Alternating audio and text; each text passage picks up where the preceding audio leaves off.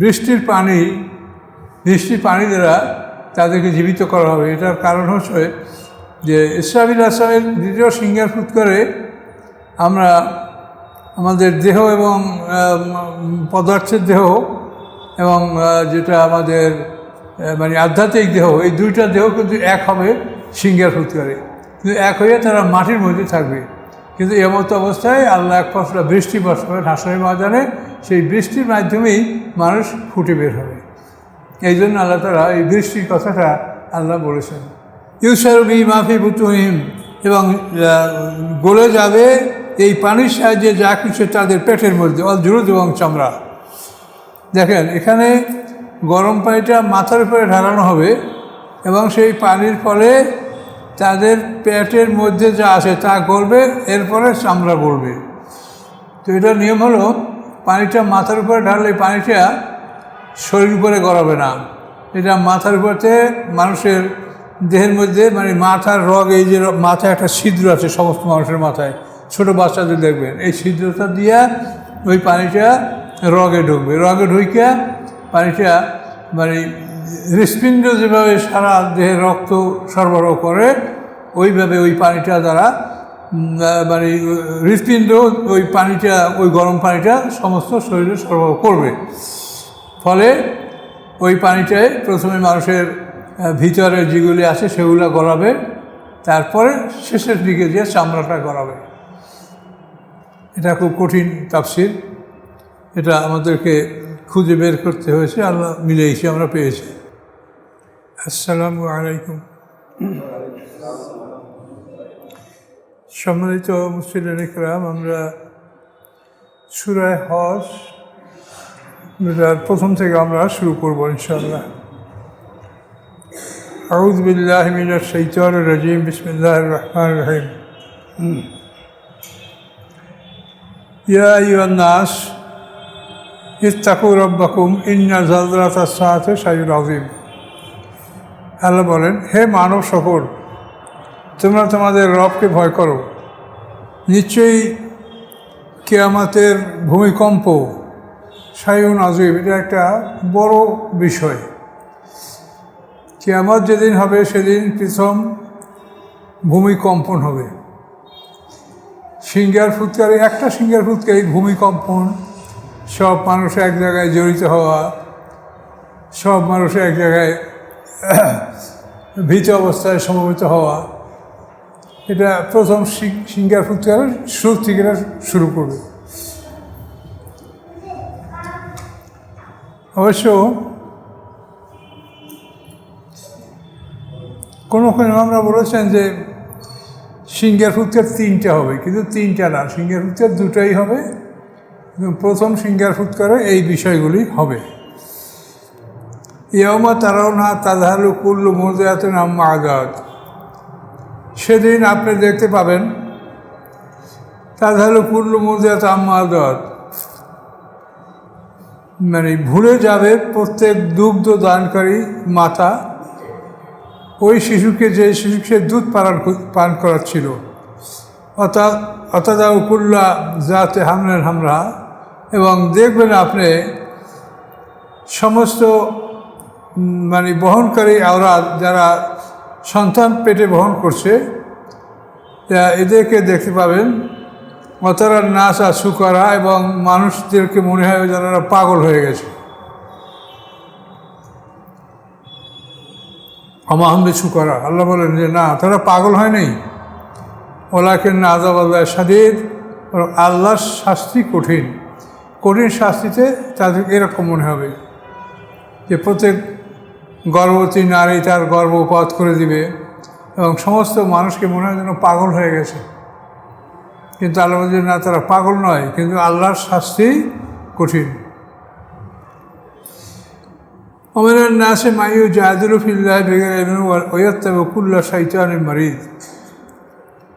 ওমিনান নাসি,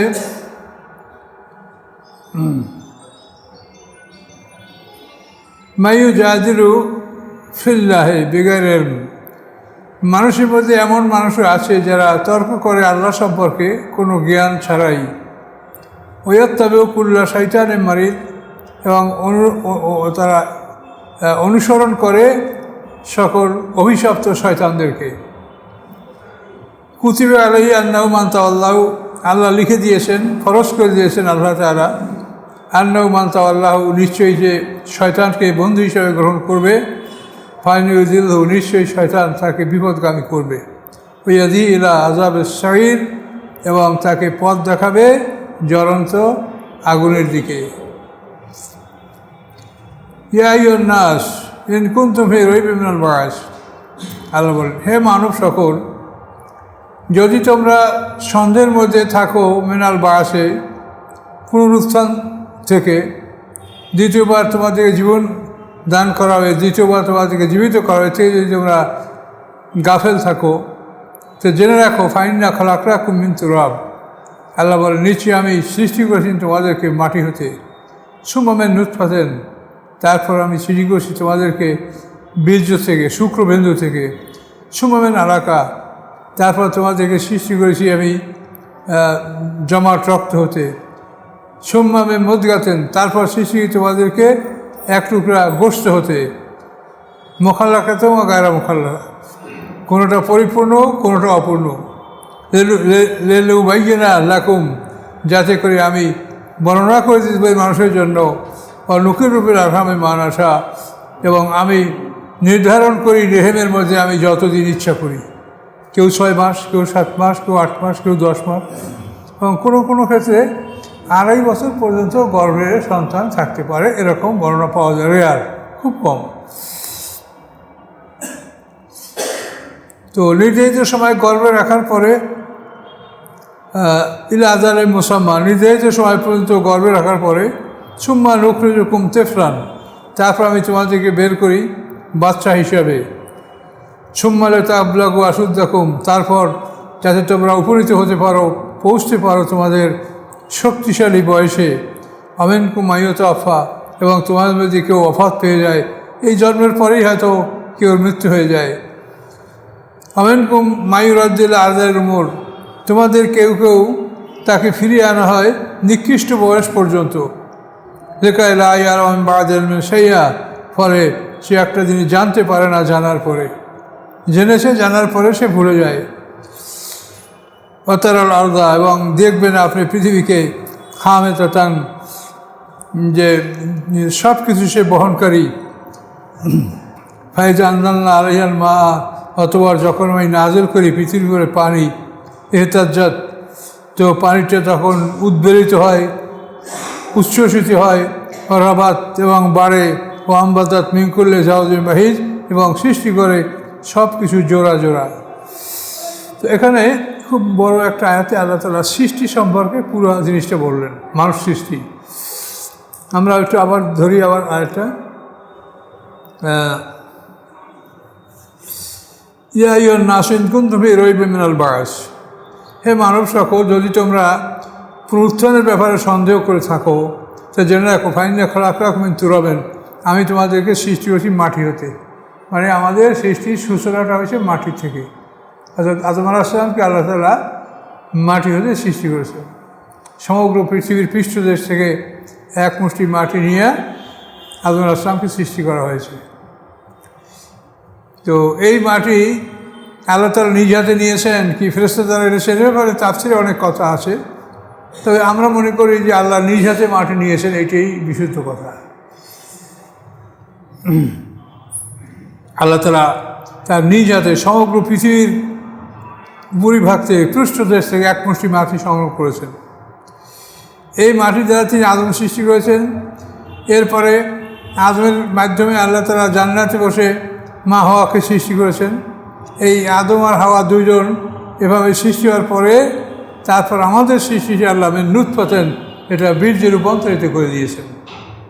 আমরা আমাদের মাটির অংশ যেটা আদমের মধ্যে ছিল, সেই আদমের অংশটা, আমাদের অংশটা আল্লাহ নুতফা অর্থাৎ বীর্য, এই বীর্যে রূপান্তরিত করে দিয়েছেন। সেখান থেকে আলাকা, বীর্য থেকে তারপরে লেগে থাকা বস্তু। আলাকা শব্দ তো লেগে থাকা বস্তু, কিন্তু এখানে অর্থ হবে জমাট রক্ত। আলাকা শব্দটার অর্থ জমে থাকা অর্থ হবে, আর মানে জমাট রক্ত অর্থ হবে।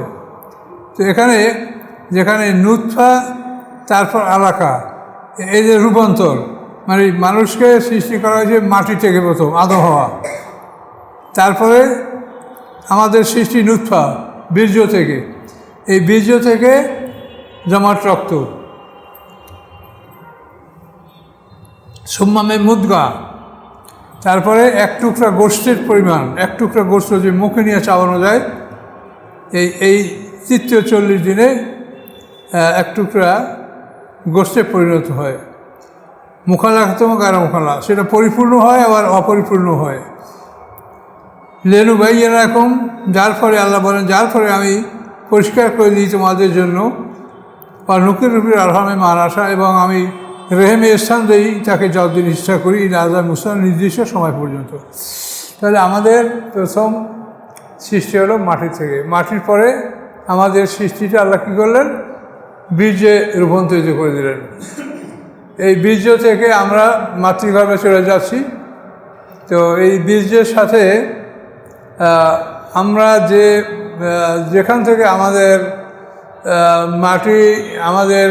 যেখান থেকে আমাদের দেহটা নেওয়া হয়েছে, ঠিক ওইখান থেকেই মাটির নির্যাস আল্লাহ তাআলা এই জন্ম প্রক্রিয়ার জন্য আল্লাহ ওইখানে ফেরেশতাদের দ্বারা এটা আল্লাহ সম্পন্ন করেন। ওইখান থেকে আল্লাহ মাটিটা নেন, নেওয়ার পরে এই মাটির মাধ্যমে 40 দিন পরে আমাদেরকে রক্তটা জমা করা হয়।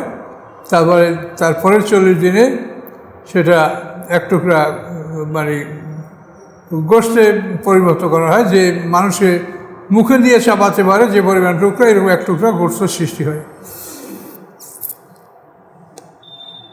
এরপরে তৃতীয় 40 দিনে এটা এমন একটা হাড্ডির অবকাঠামো সৃষ্টি হয়, একটা হাড্ডির দেহর পুরো একটা দেহর অবকাঠামো তৈরি হয়, এবং এর মধ্যে আল্লাহ তাআলা এই 40 দিন 120 দিন পরে আল্লাহ তাআলা তার মধ্যে রূহ পাঠিয়ে দেন। এই রূহ আল্লাহ তাআলা নিজেই পাঠান। এই রূহ যে আল্লাহ তাআলা কীভাবে পাঠান, এটা আল্লাহ তাআলা এর কোনো বিবরণ তিনি দেন নেই, তিনিই এটা পাঠান রূহ। তো প্রথম 40 দিনে বীর্যটা রক্তের আকার ধারণ করে, দ্বিতীয় 40 দিনে সেটা মানে গোশতের টুকরা ধারণ করে, তারপর তৃতীয় 40 দিনে সেটা একটা দেহের অবকাঠামো তৈরি হয়। এরপর সেখানে আল্লাহ তাআলা তার মধ্যে প্রাণ ঢুকিয়ে দেন। 120 দিনে প্রাণ আসে। সুম্মা নুখরিজুকুম মুসাম্মা সুম্মা নুখরিজুকুম তিফলান, এরপর তোমাদেরকে আমি বের করি শিশু হিসাবে। সুম্মা লিতাবলাগু আশুদ্দাকুম, এরপরে তোমরা উপনীত হও তোমাদের পরিণত বয়সে। আমিনকুম মাইয়ুতাওয়াফা, এবং তোমাদের মধ্যে কেউ মৃত্যুবরণ করে অল্প বয়সেই। আমিনকুম মাইয়ুরাদ্দিল আরজাল উমর, এবং তোমাদের কেউ একেবারে নিকৃষ্ট বয়স পর্যন্ত উপনীত হয়। লিকাই লা ইয়ালামা মিন বা'দি ইলমিন শাইআ, ফলে সে একটা জিনিস জানার পরেও জানতে পারে না, জানার পর অজানার মতো হয়ে যায়। মাতারাল আরদা হামেদাতান, এবং আপনি দেখেন পৃথিবীকে হামেদাতান, সে সব কিছু বহনকারী। ফাইজা আনজালনা আলাইহিল মা, অথবা যখন আমি বর্ষণ করি তার উপরে পানি, এহতাজ্জাত, যখন সে উদ্বেলিত হয়, উচ্ছ্বসিত হয়, রবাত এবং বাড়ে, তো আমবাতাত, এবং প্রবাহিত হয়, মিনকুল্লে জাউজেম ভাইস, সব ধরনের ফল জোড়ায় জোড়ায় সে উৎপন্ন করে। জালিকা বিআন্নাল্লাহু আল হক, আল্লাহ এগুলি এই জন্য করেন যে নিশ্চয়ই আল্লাহ তাআলা তিনি সত্য। আন্নাহু ইউহিল মাউতা, তিনি মৃতকে জীবিত করেন। আন্নাহু আলা কুল্লি শাইইন কাদির, এবং তিনি সব কিছুর উপরে তিনি ক্ষমতাবান, সব কিছুর উপরে তিনি ক্ষমতা রাখেন। তো এই যে মানব সৃষ্টি করার একটা ইতিহাস, এখানে আল্লাহ পুরোপুরি আমাদেরকে ধরিয়ে দিলেন যে এইভাবে তোমাদের সৃষ্টি হচ্ছে, আর এইভাবেই আমাদের সৃষ্টি হয়। কেউ তো অল্প বয়সেই মৃত্যু হয়, কেউ মানে একেবারে কঠিন বয়স পর্যন্ত যায়, শেষ পর্যন্ত একটা জিনিস শিখে যাওয়ার পরে আবার ভুলে যায়। যেমন আমাদের অবস্থাও এখন যেরকম হয়েছে, যে একটা জিনিস জানার পরেও মনে হয় যে আমরা ভুলে যাচ্ছি, এরকম একটা বয়সে আল্লাহ তাআলা মানুষ উপনীত করেন। অন্য সাথে আতিয়াতুন, এবং নিশ্চয়ই কিয়ামত এটা আসবে, লা রাইবা ফিহা, তার মধ্যে কোনো সন্দেহ নাই। আল্লাহ ইয়াবআসু মান ফিল কুবুর, এবং নিশ্চয়ই আল্লাহ তাআলা উঠাবেন সবাইকে যারা কবরের মধ্যে আছে। কবরের মধ্যে যারা আছে সবাইকে আল্লাহ তাআলা তুলবেন। কবর হচ্ছে মানে আরবরা যে অবস্থায় তারা ছিল, তাদের মানে ইমানদার বেঈমান ভালো মোশরিক ভালো মন্দ যা সবাই তারা কবরেই রাখত। আরবের মোশরিকদেরকে পোড়ানো হইতো না। এখন যেরকম মোশরিকদেরকে পোড়ানো হয়, এটা আরব দেশে এই নিয়মটা ছিল না, সবাইকে কবর দেওয়া হইতো। তো এই জন্য আল্লাহ বলেন আল্লাহ ইয়াবআসু মান ফিল কুবুর, যারা কবরে আছে তাদের সবাইকে তোলা হবে। ওদের নাসে মাইউ জাহিদুল ফিল্লাহি বিগাইর ওয়ালা হুদা ওয়ালা কিতাবিন মুবিন, এবং মানুষের মধ্যে এমন মানুষ আছে যারা তর্ক করে আল্লাহর ব্যাপারে কোনো জ্ঞান ছাড়াই, ওয়ালা হুদা, এবং কোনো হেদায়েতের জ্ঞান ছাড়াই, ওয়ালা কিতাবিন মুবিন, এবং স্পষ্ট কোনো কিতাব ছাড়াই। আল্লাহর সাথে কোনো জ্ঞান কোনো হেদায়েত বা স্পষ্ট কিতাব এর বাইরে তারা মুখামুখি খামাখা আল্লাহর ব্যাপারে তর্ক বিতর্কে লিপ্ত হয়। সানিয়া ইতফিহে, এবং সে ঘাড় মোড়াইয়া চলে। সানি মানে মোড়াই, ইতফি মানে ঘাড়, সে ঘাড় মোড়াইয়া চলে। লিউদিল্লাহ আন সাবিলিল্লাহ, যাতে করে সে মানুষকে আল্লাহর পথ থেকে বিপত্তি নিয়ে যেতে পারে। লাউফিদ দুনিয়া খেজুন, তার জন্য রয়েছে এই দুনিয়ায় অপমান। নুজিকু ইয়াউমাল কিয়ামতি আযাবাল হারিক, আল্লাহ বলেন কিয়ামতের দিন আমি তাকে স্বাদ গ্রহণ করাবো জ্বলন্ত আগুনের। কিয়ামতের দিন আল্লাহ তাআলা জ্বলন্ত আগুনের স্বাদ গ্রহণ করাবেন। যালিকা বিমা কদ্দামাত ইয়াদাকা, এটা এই জন্য যে তার দুই হাত এটা উপার্জন করেছে।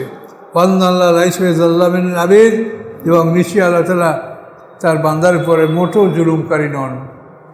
আল্লাহ বান্দার উপরে একদিন তো জুলুমকারী নন, কিন্তু বান্দা নিজের অত্যাচারের জন্য আল্লাহর কাছে শাস্তি সে ভোগ করবে।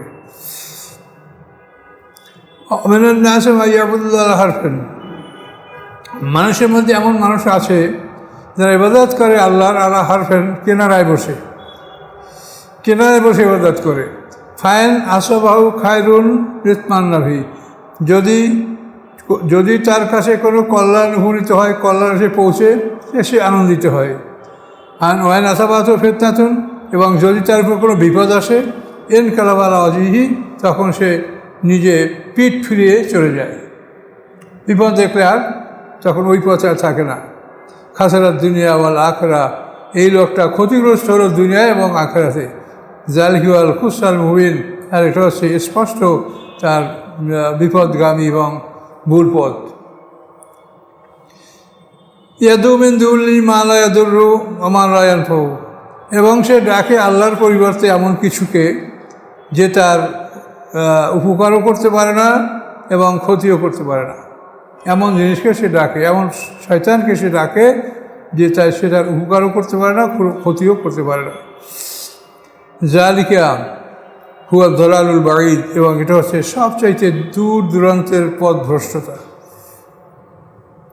ইয়াদু লামান দারু আকবর নাফিহি, সে ডাকে এমন ইবলিসকে, এমন শয়তানকে, দারু আকবর নাফিহি, যে তার ক্ষতিটা অধিক নিকটতম হয় মেন নাফি উপকারের সেইতে। সে এমন শয়তানকে ডাকে যে তার ক্ষতিটা উপকারের সেইতে খুব বেশি কাছাকাছি হয়। লা বেসাল মাওলা ওয়ালা বেসাল মাসির, অতি নিকৃষ্ট বন্ধু অতি নিকৃষ্ট সাথী। ইন্নাল্লাহ ইউদখিলুল্লাযীনা আমানু ওয়া আমিলুস সালিহাত, নিশ্চয়ই আল্লাহ তাআলা প্রবেশ করান তাদেরকে, ইউদখিলুল্লাযীনা আমানু ওয়া আমিলুস সালিহাত, যাদেরকে আল্লাহ তাআলা প্রবেশ করান ইমানের মধ্যে, আমিলুস সালিহাত এবং সৎকর্মের মধ্যে, জান্নাতেন তাজরি মিন তাহতিহাল আনহার, তাদের জন্য রয়েছে জান্নাত যার নিচের থেকে নহরগুলি প্রবাহিত হচ্ছে। ইন্নাল্লাহ ইয়াফআলু মা ইউরিদ, আল্লাহ তাআলা যা ইচ্ছা তাই তিনি করেন। তাহলে আল্লাহ তাআলা ঈমানদারদেরকে জান্নাতে প্রবেশের জন্য যে ব্যবস্থা করেন এটা আল্লাহ গ্রহণ করেন। মানকান ইয়াজুন্ন আইয়ান লানসুরা ফিদ দুনিয়া ওয়াল আখিরাহ ফালিয়ামদুদ বিসওয়াবিন ওয়াস সামা সুম্মা ইয়ালাক্তা ফালিয়ানজুর হাল ইয়াজমান্না কাইদু মা ইয়াগিজ। আল্লাহ বলেন,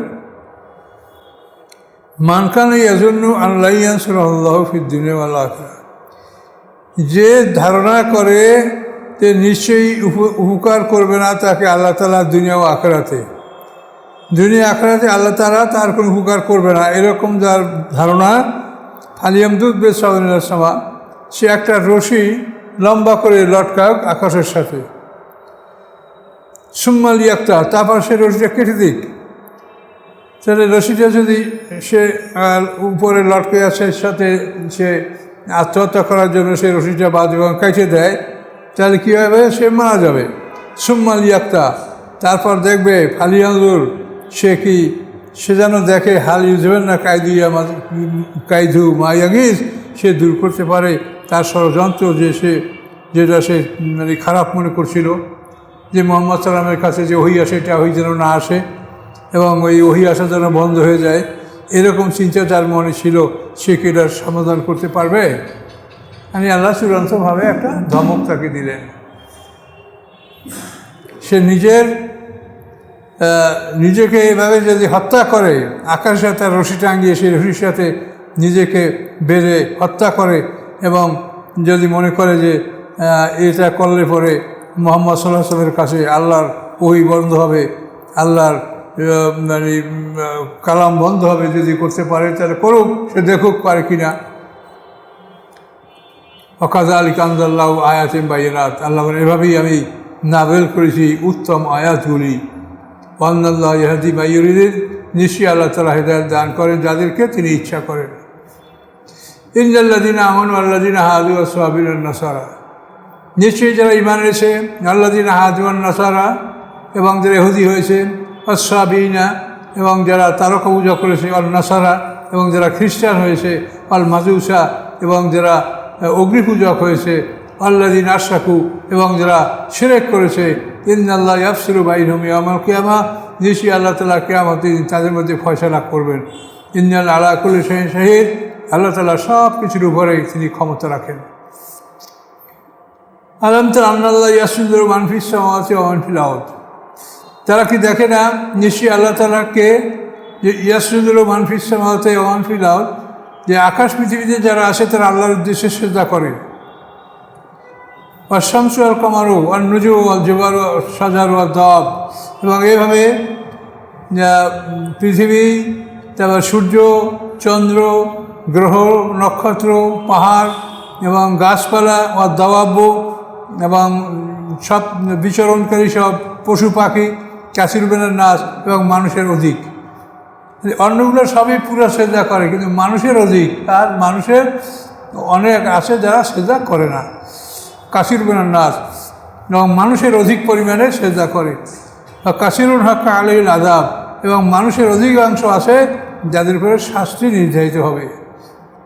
ওয়া মা ইউহিনিল্লাহু ফামা লাহু মিন মুকরিমিন, এবং যাকে আল্লাহ তাআলা অপমান করেন তাকে আল্লাহ ছাড়া আর কেউ সাহায্য করতে পারে না।